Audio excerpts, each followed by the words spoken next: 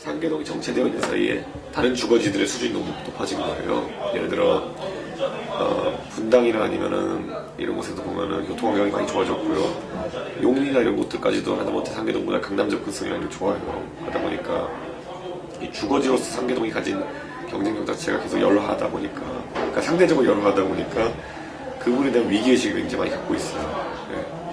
이게 여러 가지 문제로 분출됩니다. 예를 들어 어떤 분은 집을 소유하신 분은 집값의 문제로 치환하기도 하고요.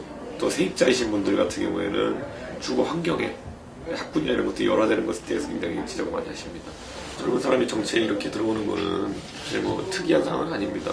남들보다 몇 년 빠르게 들어왔다는 것이 어떤 정치인든지 지역구 정치를 겪으면서 성장해 나가야 된다 생각하고요. 그래서 통과 의례다 하지만 철저하게 임하는 게 제 목표입니다. 주민분들 많이 만나보셨을 것 같은데 네. 반응들이 어떠셨는지? 되게 좋죠. 그러니까 여기서 지금 야권의 대표가 붙고 있음에도 불구하고 호각세를 보이고 있는 것은 확실히 주민들이 제가 제시한 상계동의 비전들에 대해서 공감하는 걸 많이 느끼고 지금 그 주민들 같은 경우에는 더 이상 이제 상계동과 연고가 없는 사람들이 오는 것에 대해서 거부감을 갖고 있어요. 연고 없는 사람들이. 예. 그래가지고 그 부분에서는 제가 여당에서는 거의 앞으로 유일하게 연고를 가지고 이곳에 선거 출마할 수 있는 사람이기 때문에 기대가 굉장히 많은 것 같습니다. 여론조사의 과거에 이제 야권연대라는 게 가시화되기 전에 했던 조사에서는 안철수 후보랑 저랑 박빙으로 나왔었거든요. 그러다 보니까 이 구도라는 거는 여당 대 야당 구도가 되기 어려운 것 같습니다. 안철수 의원에게는 지금 3당의 대표라는 위치와 더불어가지고 야권 분열의 책임자라는 이미지가 더 씌워져 있거든요. 그리고 그런 측면의 그 이미지를 가지고 야권 유권자한테 표를 100% 결집시키기는 어려웠다 이런 생각이 들기 때문에 제 생각에는 양자에서도 호박이었을 겁니다. 안철수 후보와 제가 이제 정책으로 대결하려고 그러면은 만나서 마주칠 수 있는 부분이 있어야 되는데 상당히 지금 그럴 기회가 적습니다. 아, 부딪힐 게 없다는 말씀이시죠? 부딪히고 싶어도. 무슨 말이냐면 뭐 공약을 가지고 주민들이 제시하는 토론회 같은 것도 많이 의뢰가 들어오고 하는데 대부분 보면 이제 안철수 후보의 불참으로 어떻게 보면 맥이 빠진 토론회가 되거나 취소되는 경우도 있기 때문에 그런 게 좀 아쉽습니다. 며칠 전에는 그 노원구 상계동에 최근에 이제 그 지하 송전선의 전자기파 문제 때문에 주민들이 긴급히 간담회를 개최하고 또 이렇게 토론하자 했는데 안철수 후보를 제외한 전 후보가 참석했거든요. 네, 그러다 보니까 근데 현역 국회의원이 참석하지 않았기 때문에 다소 맥이 빠질 수밖에 없는 그런 토론회가 됐습니다. 그 부분이 안철수 후보에게는 더 도움이 될 거라고 보세요? 저희가 뭐 액티브하게 네거티브를 하고 있지 않으니까요. 그것이 많이 전파되지 않고 있는 것은 사실입니다.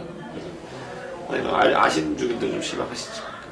전자파 문제 같은 건 특히 건강과 직결되고 있기 때문에 예를 들어 인천에서 유세 한 번 하는 것이 지역 구민들의 건강보다 중요하냐 동의하기 어렵다는 분들이 많죠. 안철수 의원 같은 경우에는 유선 RDG 조사로 최근에 한 새누리당 지지층이 이제 많이 이완된 상태에서 10% 정도 격차가 난다고 인지하고 있을 겁니다. 그런데 새누리당 지지층 같은 경우에는 투표상이 높습니다. 결국 전국에 가서는 많이 투표하게 될 것이고요. 그렇게 했을 때 지금 아마 보고 계신 지지율보다는 굉장히 박빙 상황이라는 걸 아셔야 될 겁니다. 지금 제 공약 내용 저희는 정책 선거를 하겠다고 안 먹었기 때문에 상계동의 문제는 교통과 교육이다라고 집중해서 문제 해결을 하고 있습니다. 근데 지금까지 안철수 의원은 약간 큰 정치이다라는 걸 주장하기 위해서 노력했는데 사실 제1야당의 대표였을 때 지역에 대해서 발전시키지 못했다면 제3당의 대표가 돼가지고 하긴 좀 어렵습니다. 핵심 공약은 어떤 부분인지? 저희는 4호선, 7호선 지하철의 급행화를 지금 공약했습니다. 그런데 이게 급행 지하철 같은 경우에는 이미 강서구에서 9호선을 통해 가지고 많은 분들이 좀 공감을 하고 계세요. 그러니까 강남 접근성이라든지 이런 부분이 개선되면은 확실히 주거지로서의 매력이 많이 살아납니다. 그래서 가양동 같은 경우에 과거에 전형적인 서민 주거지로서의 어떤 이미지가 강했다면은 최근에는 강남에 출퇴근하는 젊은 사람들이 가양동에 입주하는 경우가 되게 많습니다. 그렇기 때문에 그런 식의 어떤 수요를 늘리기 위한 방법으로 당연히 급행지하철도 중요하고요. 실제 노원구 인구가 지금 굉장히 급격하게 감소하고 있습니다. 지난 18대 선거할 때 비해 가지고 19대 선거할 때 비해 가지고 10,000명이 정확히 줄었습니다. 선거구 인원이. 그 말은 5% 정도씩 인구 유출이 되고 있다는 건데 인구가 줄어드는 도시에서 희망은 없습니다. 그렇기 때문에 저는 적극적으로 좀 대처해야 되지 않나, 시간 보낼 여유가 없다 이렇게 생각합니다. 사실 상계동 대해 가지고 여러 정치인들이 문제를 해결하겠다고 나섰습니다. 근데 지난 한 20년 동안 저희가 확인한 바는 큰 정치인이 문제를 해결하는 게 아닙니다. 큰 능력 있는 사람이 문제를 해결하는 거 아닙니다.